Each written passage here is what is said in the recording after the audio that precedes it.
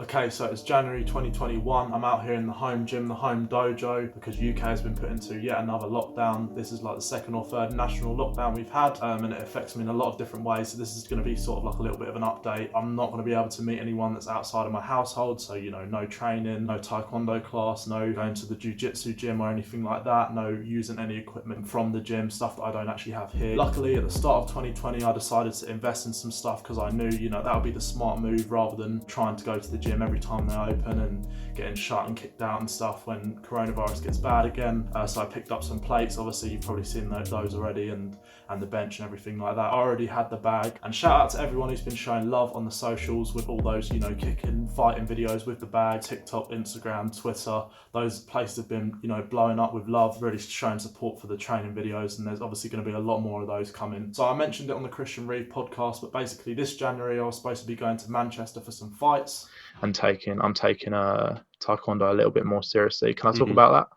Of course, yeah. Cool? Go ahead, yeah. Basically trial fights to see if I was good enough to get into the Team GB team, so that, you know, that's like Olympic level, bro. So that is a big step up and would have been an amazing opportunity. But obviously with the new restrictions on travel and sports and stuff like that, that is no longer going ahead and being postponed again, because that was supposed to be, you know, at the start of 2020, I believe. One thing I learned in 2020 is to approach stuff that looks negative at face value in the most positive mindset that you possibly can. For example, all this stuff getting cancelled, every single day I'm in here, twice a day, doing a mad workout in here. Some people need someone watching over them to better themselves, to have the discipline to do it. I'm in here every day. I'm making sure I'm getting better every day.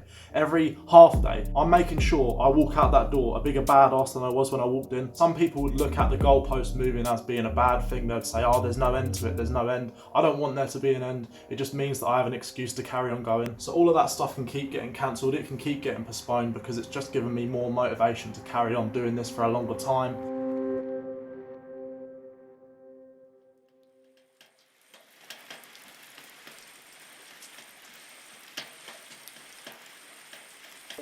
I mean, that sounds amazing. Like, I'm really glad to hear that. I'm particularly glad of like how it's affected your mindset positively. I think that's probably the biggest takeaway here. But it's exciting, like, you know, to hear all of this. Like, I really hope you do well and hopefully maybe get on the team. You never know. You never know.